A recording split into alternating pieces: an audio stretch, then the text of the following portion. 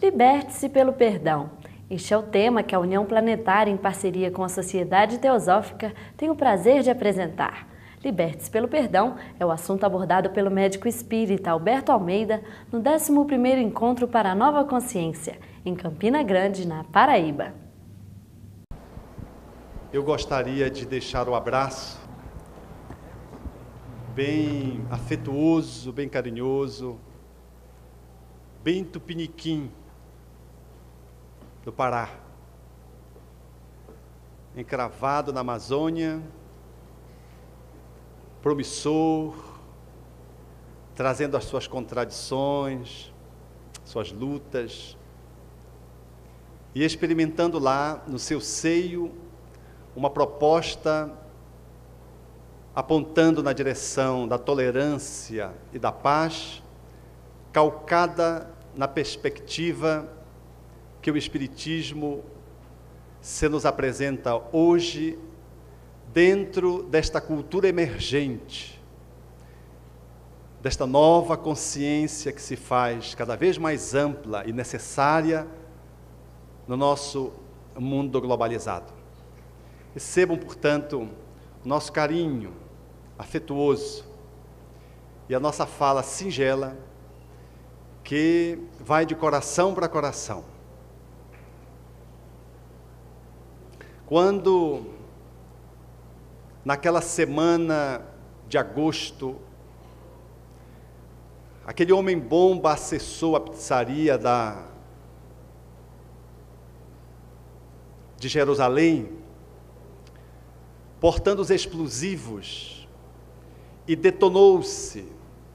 detonando igualmente 16 pessoas, ferindo algumas dezenas fisicamente e lesando centenas de parentes emocionalmente e abalando o mundo com o noticiário veiculado pela mídia eletrônica.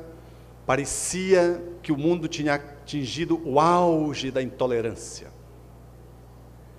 Aquele atentado, sem sombra de dúvida, de agosto, era apenas uma amostra desse movimento que se desordena no nosso planeta, acenando para uma expectativa de mudança. O repórter indagaria a comunidade judaico-árabe que se reúne em São Paulo, e a liderança árabe, respondendo acerca daquele evento na noite anterior, trouxe uma fala digna de representar a titulação de uma obra ou de estar cravada numa placa para que ela pudesse ser eternizada. Disse ele: nós, árabes e judeus, temos que compreender que nós somos irmãos siameses. Ou nós vivemos juntos, ou nós morremos juntos. E nós aqui em São Paulo decidimos conviver juntos. Em seguida, o repórter tomou a palavra para acolher a informação da liderança judaica que acompanhava a entrevista. E ele disse: nós não só decidimos conviver juntos, mas decidimos nos amarmos juntos.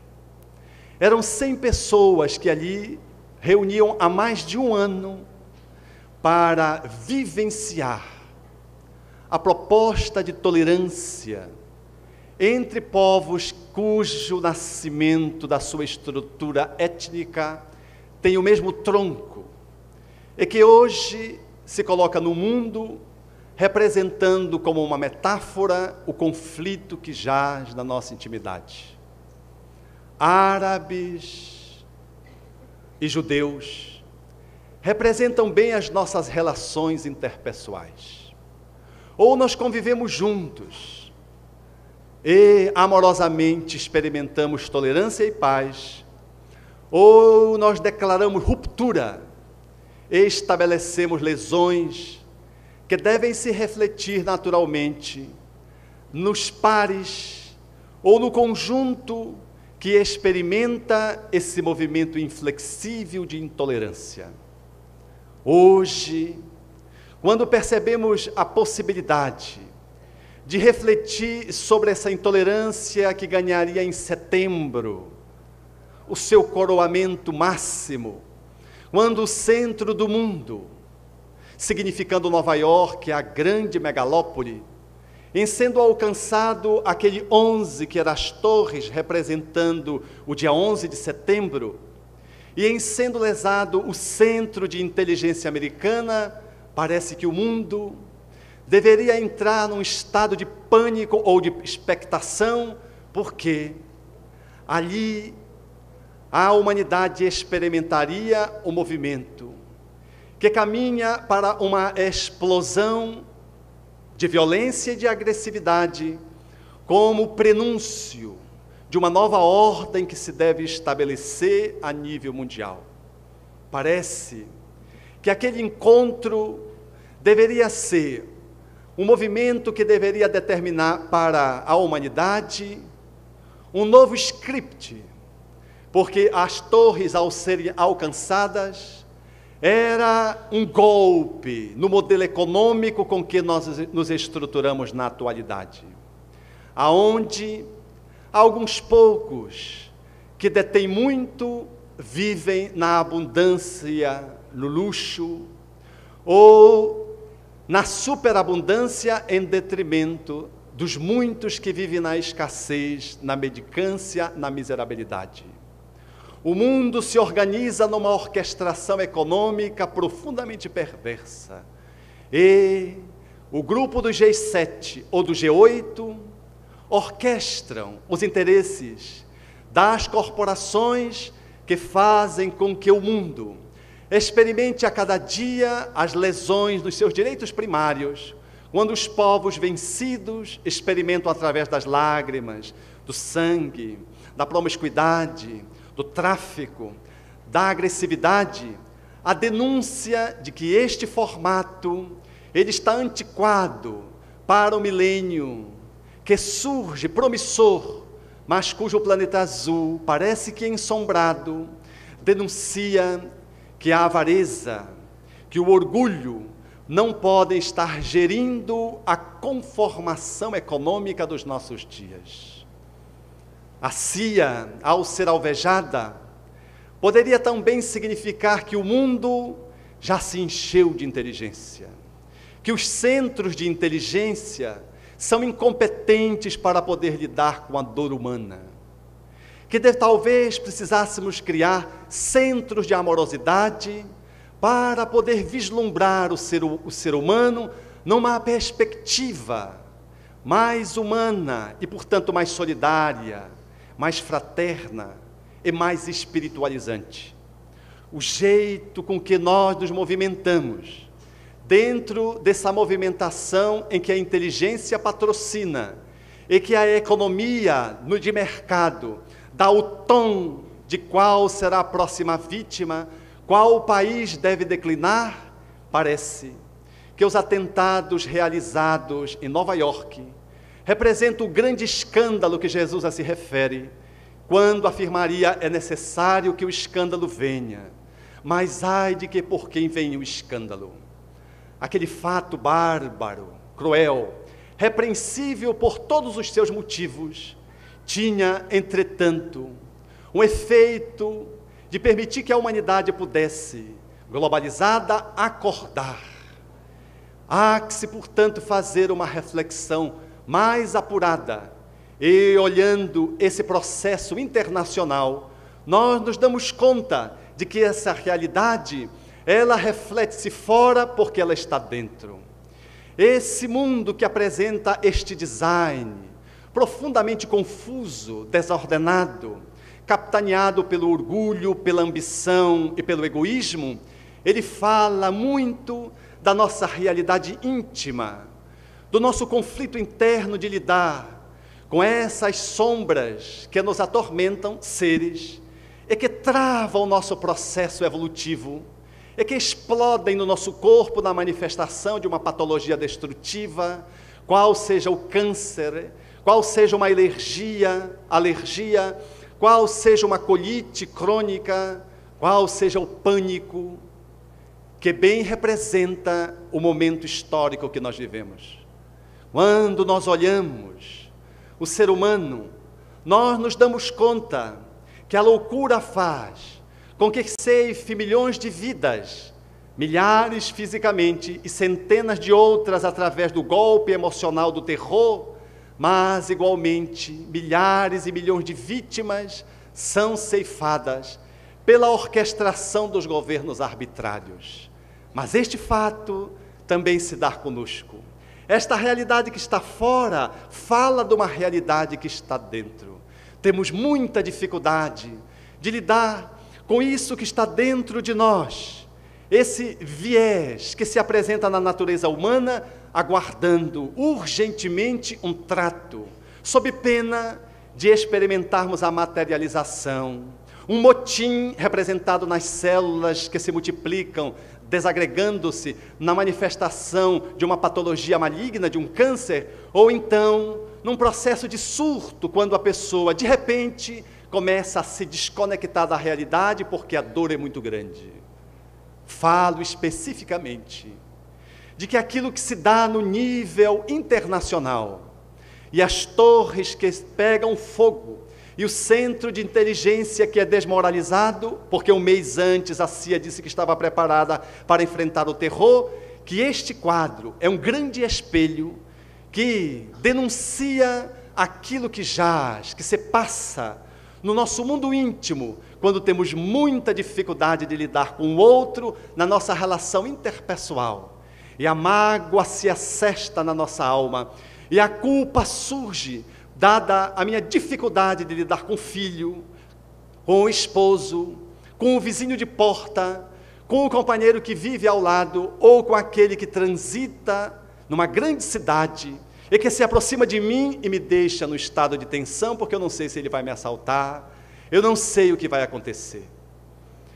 Este estado, que é externo e que é interno, nos convoca a repensar a nossa relação conosco mesmo, e a buscar como uma das estratégias para cultivar a tolerância e para se obter a paz, a dinâmica do perdão, colocada a princípio na esfera da teologia ou da religiosidade ou das religiões, mas que aos poucos ganha os fóruns de cidadania e sai dos espaços secretos para ser discutida nas universidades, para ser tratada dentro do laboratório e para ser documentada os seus efeitos.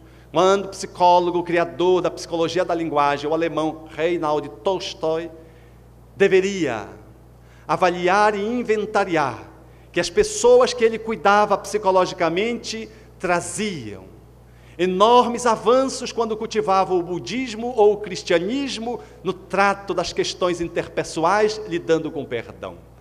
Ele entendia que o perdão agora deveria ser objeto da academia, que não deveria ser um artigo de fé, que não deveria pertencer ao domínio exclusivo da ciência, mas que deveria ganhar o espaço da universidade, tendo em vista que ele denunciava que quando um homem conseguia perdoar, ele se liberava dos conflitos internos, vivia uma vida mais harmônica, estabelecia relações mais pacíficas e gozava mais saúde. Ele foi alinhavando e fez uma pesquisa demorada acerca do perdão, oferecendo-nos esta extraordinária contribuição que vem ao nosso encontro nos nossos dias e que de alguma forma legitima a fala dos espíritos a Allan Kardec, quando assinalam que o homem ele precisa perdoar, aumentando a cada dia a sua cota de amor. O perdão que é ao outro, mas que no fundo, deve ser o reflexo do perdão a si mesmo. Porque só perdoo você se eu me perdoar.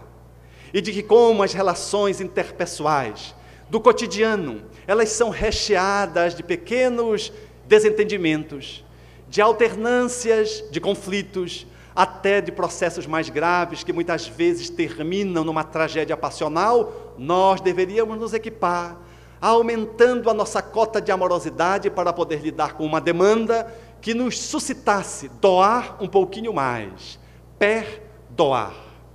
Perdoar significa doar inteiramente, integralmente.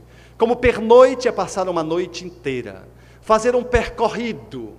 Perdoar é poder oferecer um pouco mais àquele que te pede para caminhar 1000 passos, na fala de Jesus, tu caminhas 2000. Aquele que te convoca a deixar a capa, tu ofereças também a túnica. É um movimento de tolerância. Perdoar em momento algum significa conivência com o seu erro, nem com o equívoco do outro. Não significa ter sangue de barata, até porque barata não tem sangue. Não significa de modo algum ser covarde, porque só perdoa quem tem coragem.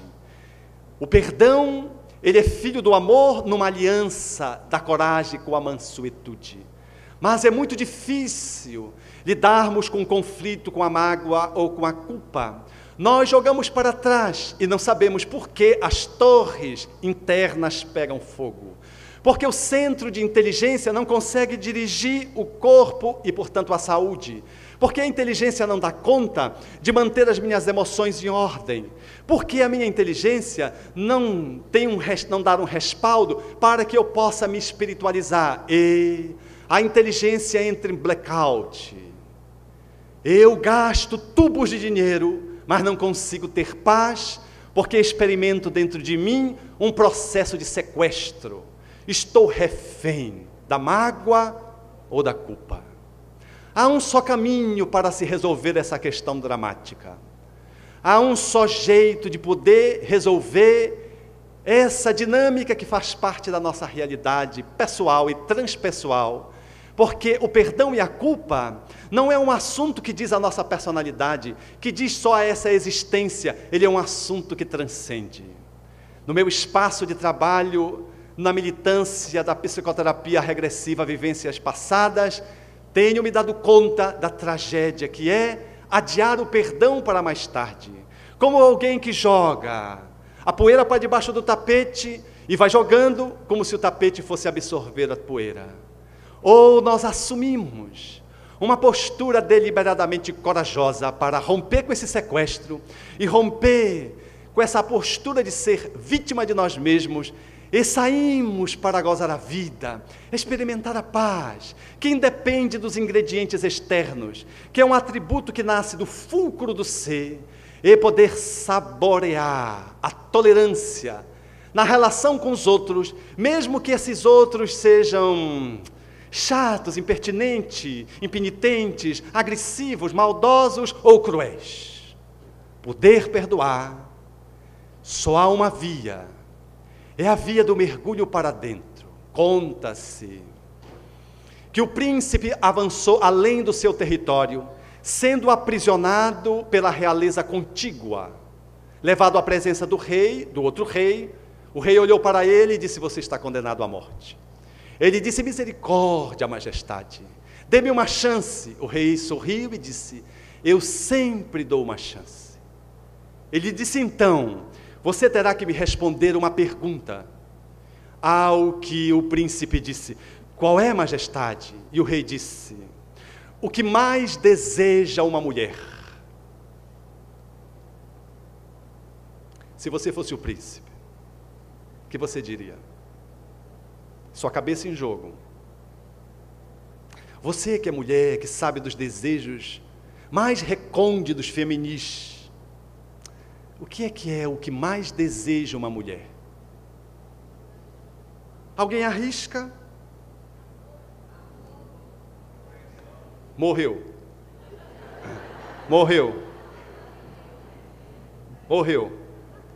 Para não matar todos vocês, porque o príncipe corria esse risco, e eu corro o risco de ser degolado pelo tempo, o príncipe olhou e disse: majestade, tempo. O rei disse: como sou misericordioso, você terá o tempo, estipulou, para responder essa questão.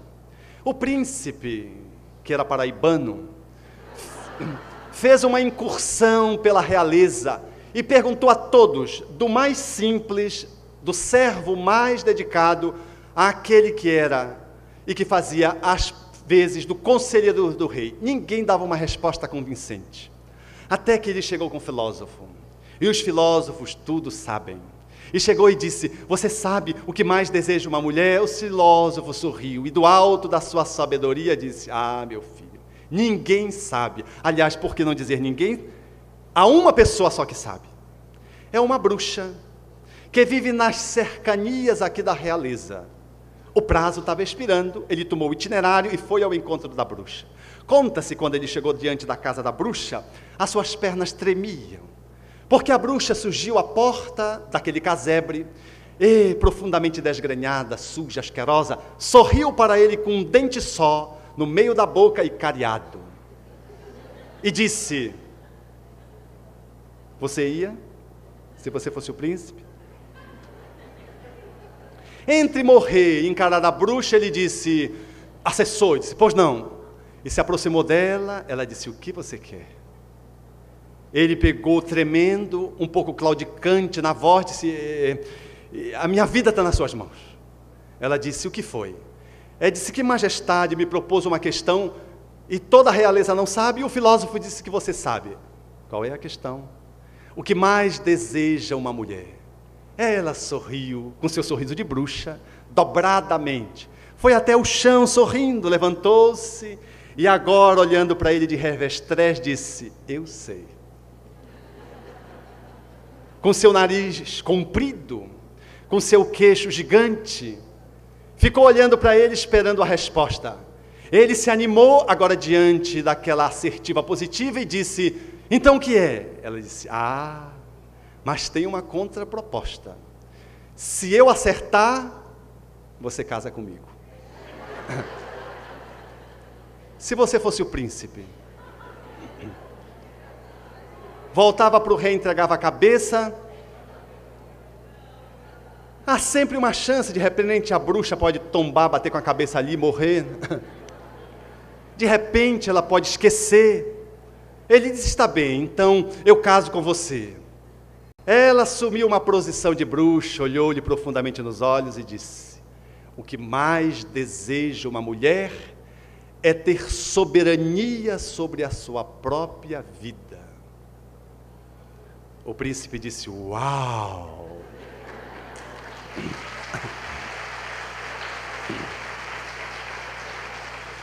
Chegou bem, se apressou. Quando chegou diante do rei, o rei aguardava impaciente. Então o príncipe se aprumou e diante da majestade disse: majestade, o que mais deseja uma mulher é ter soberania sobre a sua própria vida. O rei olhou-lhe de cima a baixo e disse: uau! Você está livre. E livre. Conta-se que o paraibano, na sua condição principesca, foi passar a lua de mel em Campina Grande e procurou um espaço encantado para viver as suas núpcias. Mas ele deu-se conta que era a bruxa. Ela não morrera, não esquecera e cobrava dele. Conta-se mesmo que na cerimônia, ela trajada com seu vestido, a rigor, o traje Halloween, profundamente rasgada, agora com as suas unhas tortuosas, postiças, porque está na moda, ela, em dia com a moda, comia o bolo com a mão. Ele, quando entrou para o quarto, depois das comemorações, agora tendo que viver as núpcias, sentou-se na cama. Ela entrou para o toalete, ele botou a mão na cabeça e disse: o que eu fiz da minha vida? E ficou pensando. Quando ele ouve um barulho, a porta do toalete se abre e surge uma donzela estonteante. Ele disse: uau! Ela descalça, como que bailava por sobre o solo, com uma túnica esvoaçante, com seu cabelo ondulado, no movimento suave, terno, como se fosse uma gazela, e sorria, e os seus dentes brilhantes falavam de amor. Ele olhou para ela e disse: o que foi? Ela sorriu, olhou-lhe nos olhos e disse: eu me esqueci de dizer para você que a metade do tempo eu sou bruxa e a metade do tempo eu sou donzela. Agora à noite, você quer que eu seja bruxa ou donzela? Se você fosse o príncipe. O príncipe botou a mão na cabeça e ficou pensando que há muitas mulheres que são donzelas no contexto social, assumem uma aparência que todo mundo queria levar para casa, mas em casa só quem vive sabe.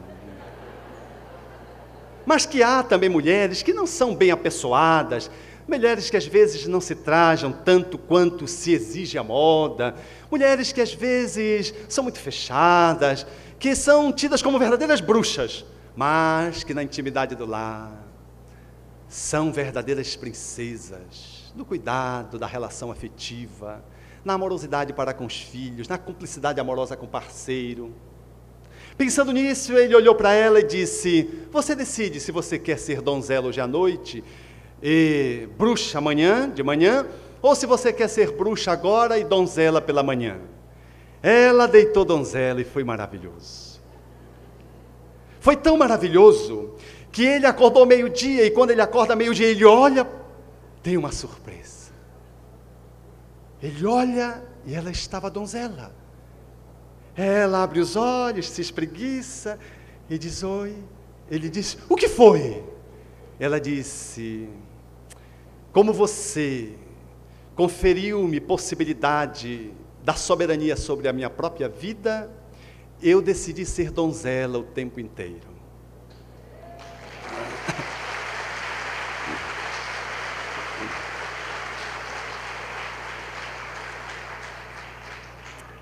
Essa é a metáfora do nosso processo libertário.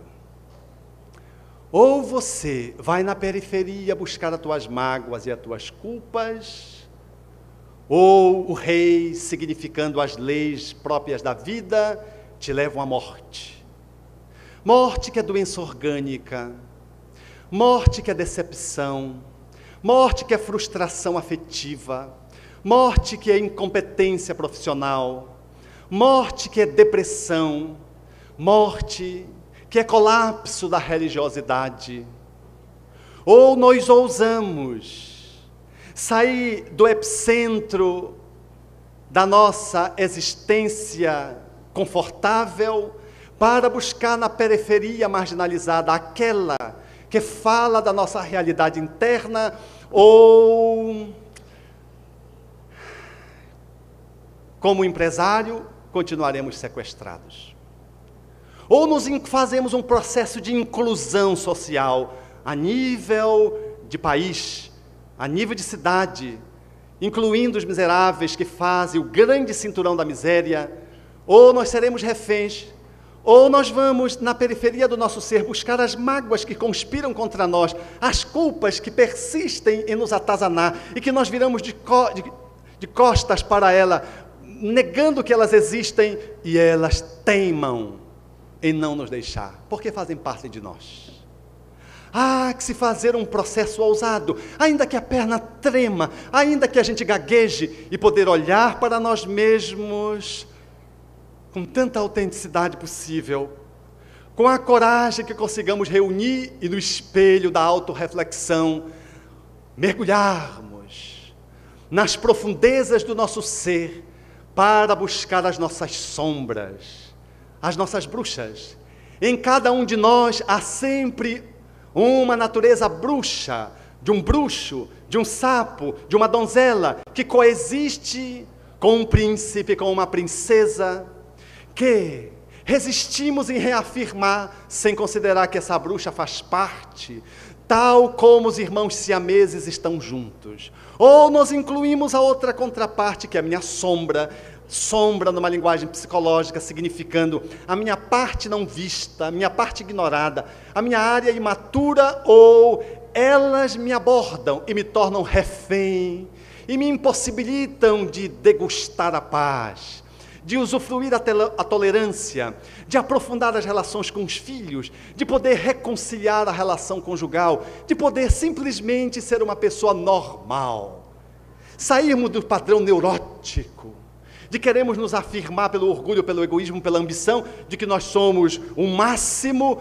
quando o nosso corpo diz que não. As emoções desencontradas falam-nos da deficiência, pega fogo as nossas relações, é alcançado a nossa inteligência, denunciando que ela não está dando conta de gerar a nossa vida. É indispensável, caríssimos amigos, mergulhar nas profundezas do nosso ser e poder, ainda que timidamente a princípio, mas depois, de uma forma mais ousada, dizer: eu tenho raiva da minha mãe, por exemplo. Quem tem raiva aqui da mãe? Mãe é tão sagrado, que só de pensar raiva, que nós temos raiva da culpa. Só de pensar, que a gente não posso, porque mãe é sagrado. A maioria de nós temos encrenca com os nossos pais, inclusive com as nossas mães.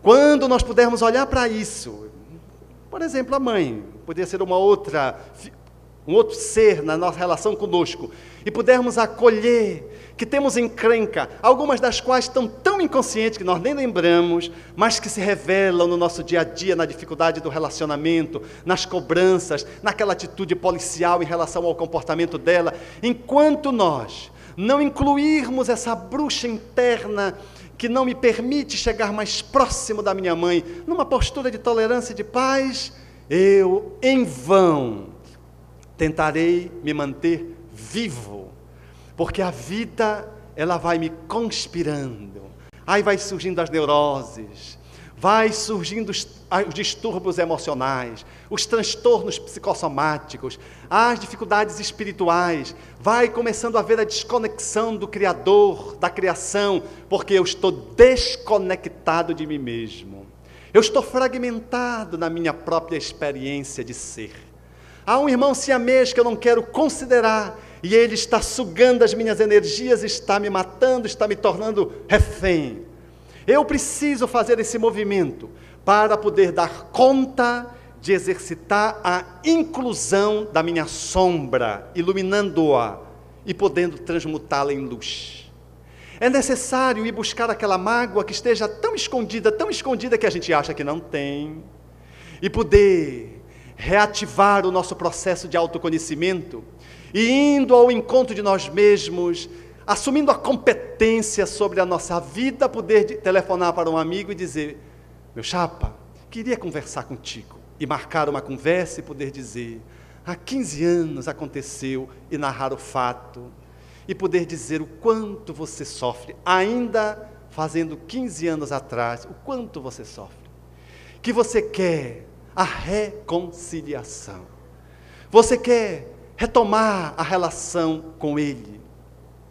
É necessário que possamos fazer esse mergulho e façamos corajosamente a nossa parte, como dizia Jesus: reconcilia-te com o outro enquanto tu caminhas com Ele. Pelo menos a autorreconciliação, nos liberando dessa culpa que às vezes é tão grande, essa bruxa que é tão grande, que ela nos colapsa, nos tirando da realidade, através de uma patologia psiquiátrica, que sempre embute culpa na perspectiva da compreensão espírita. Se nós queremos usufruir a paz, dispor da liberdade, e poder, de alguma forma, congraçarmos-nos uns com os outros, experimentando a felicidade, nós temos que assumir a competência da nossa vida pelo autoconhecimento. Um mergulho interno que dê conta de abarcar todas as nossas sombras para transformá-las. Porque à medida que eu incluo a bruxa, eu comecei a trabalhá-la. Na medida que eu admito a culpa, eu já comecei a resolver. Da medida que eu admito a mágoa, eu já iniciei a solução do problema, para transformar a sombra em luz, para transformar o câncer que surgiu aqui no nódulo. Eu tenho que me dar conta que eu estou com câncer e tenho que dizer a mim mesmo: é um câncer e eu preciso fazer o tratamento proposto. Se não for assim, eu corro o risco de dizer: não tenho câncer, não tenho câncer, não tenho câncer, e o câncer vai me tomando as entranhas. Como alguém que tem uma úlcera atrás das coxas e não enxerga, e diz: eu não tenho úlcera, mas de vez em quando sente aquele mau cheiro. Aqueles que se aproximam, sentem o mau cheiro. Aqueles que vêm por trás, dizem: olha, você está com um ferimento grande aí. E a gente se vira e diz: aonde? A gente nunca vê, porque só se olha aquilo que a gente quer ver à frente. Aquilo que está por trás, a gente nega. Porque dói muito, é lógico que dói. O perdão, ele envolve um processo de dor, de ir ao encontro dessa dor, de poder fazer a catarse, expor essa dor, para depois transformá-la e se liberar dela. Ninguém consegue perdoar-se e perdoar alguém sem estabelecer esse parto que o conferencista há pouco sinalizava.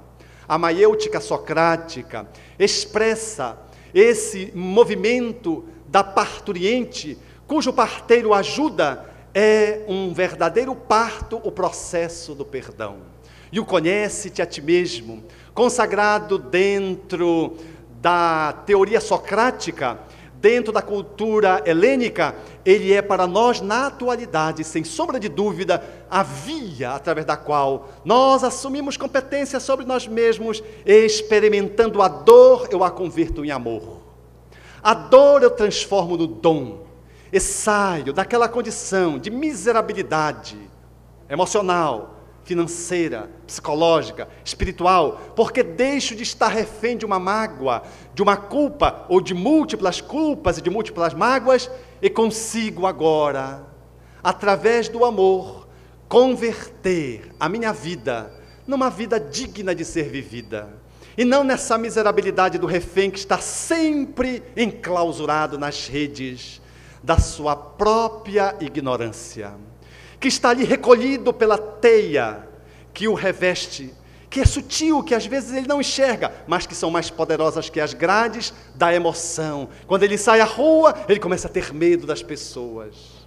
Romper, portanto, com todas as limitações que nos alcançam e poder nos tornar refém, só há um caminho, o caminho de doarmos-nos a nós mesmos no auto-perdão. Doarmos um pouquinho mais para o outro, além da taxa do nosso próprio dever, sem exigir recibo, para superar-me a mim mesmo na relação com o outro e fazer as pazes, varrendo de dentro de mim essas escórias psicológicas, emocionais e espirituais, chamadas de mágoa e culpa. Perdoar, como uma atitude minimamente sábia, para ter saúde emocional, para ter sanidade mental, para ter fluência espiritual. Perdoar, sabendo que quem perdoa a si se beneficia, como alguém que oferece flores sempre fica perfumado, mas aquele que recebe o ramalhete pode jogar no lixo em seguida quando você vira as costas. Quem faz o exercício do perdão é que se ilumina. O outro pode se aproveitar, valer, se aproveitar ou não, mas quem exercita o perdão se liberta.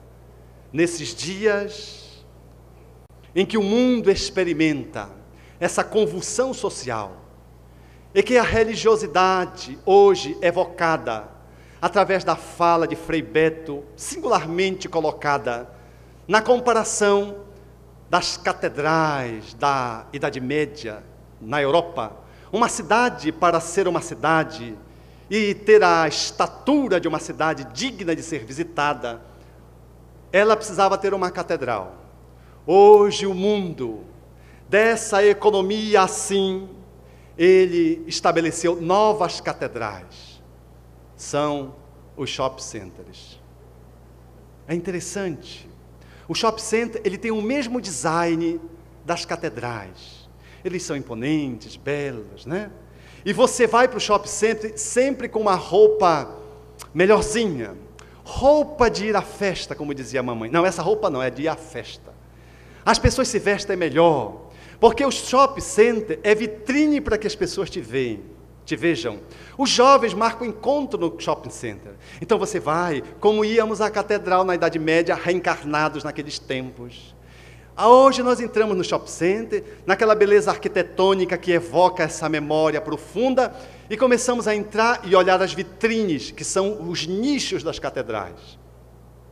Sempre belas, tendo à frente a sacerdotisa com seu olhar sedutor, vestida elegantemente e chamando você para dentro do nicho. Sorri, pois não, em que eu posso lhe ajudar? E você, seduzido por ela, não sabe se pela beleza da sacerdotisa ou por aquilo que está atrás daquele vidro reluzente, Lá estão os objetos sagrados do desejo. Tu resistes a primeiro nicho, segundo, terceiro. Lá no quarto tu te entregas. Aí tu entra, ela sorri como quem diz, está no papo. E aí tu vais, ela diz, pode tocar um objeto sagrado, tocado. A gente toca, qual criança? A criança interna toca. E nós vamos nos certificando do quanto nós desejamos aquilo. E ela diz, 5 meses sem juros. Você dá um sorriso para você, vitorioso. Você resiste um pouco. Ela diz, pode ser à vista também. Abatimento de 10%. Você treme nas bases. Lá pelas tantas, naturalmente sem dinheiro, que é muito comum na atualidade. Impressionante isso, né? Tem por aqui isso também? Porque lá para o Pará, a caristia no Pará... Aí você não tem o dinheiro, mas você tem algo que ela sabe que você tem. Você nunca vai a um shopping center desarmado, você vai com cartão de crédito. E ela diz, aceitamos qualquer cartão, até falsificado, qualquer cartão. E você puxa, achando que é vitorioso, porque não ficou por baixo, depois de ter tocado aquele objeto sagrado, aquela mulher que está sempre sorrindo, que sempre diz assim, quando tu pegas a peça, ela diz, ficou muito bem em você. Já prestaram atenção nisso? Ficou muito bem em você. Ah, mas isso está à tua cara. Elas sabem quais frases sagradas fecham o processo da sedução. E a gente sorrindo, achando que foi vitorioso, e ela sorrindo para dentro, mais um. Aumentou a minha comissão. Você puxa o cartão de crédito e ela lavra a sentença. 10 meses. Com jurinhos. E tu sais feliz, sais tão feliz, que te sentas à mesa para tomar a hóstia. Você tem que tomar algo e comer algo que lembre, na sua memória profunda, aquilo que você fazia na igreja. É o pão do McDonald's. É a hóstia. Você toma a Coca-Cola, maravilhosa, feliz, e comemora com a família ou com alguém que foi vítima tanto quanto você, e os dois empobrecidos por 10 meses, que não sabem, que vão brigar com a esposa, vai devolver talvez até o produto sagrado, sabe lá o que vai acontecer, comem o pão de hambúrguer e sorri feliz na comunhão. É o mundo dos nossos dias, amigos. Há muitos convites na atualidade, chamando-nos para o autoencontro, para esse movimento de guardarmos a competência sobre a nossa própria vida e lhe darmos conta com a sedução, com aquilo que é impossível. Às vezes eu desejo, mas eu não posso. Às vezes eu faço aquilo que eu não devo.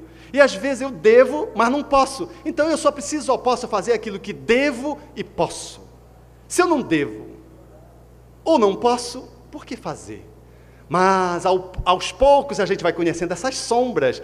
É a neurose da bruxa culpada que faz você comprar como mecanismo de autopunição. Quanto mais você compra, mais você está endividado, mais briga do lar e mais você sofre a mortificação psicológica. Ou vocês acham que as pessoas compram assim simplesmente porque compram? A compulsão da compra, quanto a compulsão da comida, quanto a compulsão do jogo, são estratégias que a bruxa, o bruxo, em nos tendo refém, deixa-nos experimentar. E no quarto escuro, refém da mágoa ou da culpa, nós não damos conta de que não temos competência sobre a nossa vida e lamentamos pela janela do desejo, ansiando pela paz, pela tolerância.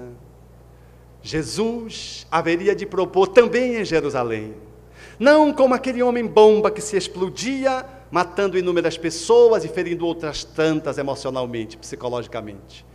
Ele seria erguido no madeiro, depois de caminhar aproximadamente 500 metros, segurando aquelas traves, e ao ser alçado, era um grande escândalo que abalaria o mundo, mas ao se sobrepor, ele com os braços abertos, significaria o abraço à humanidade, com que na verticalidade ele conduziria ao Criador.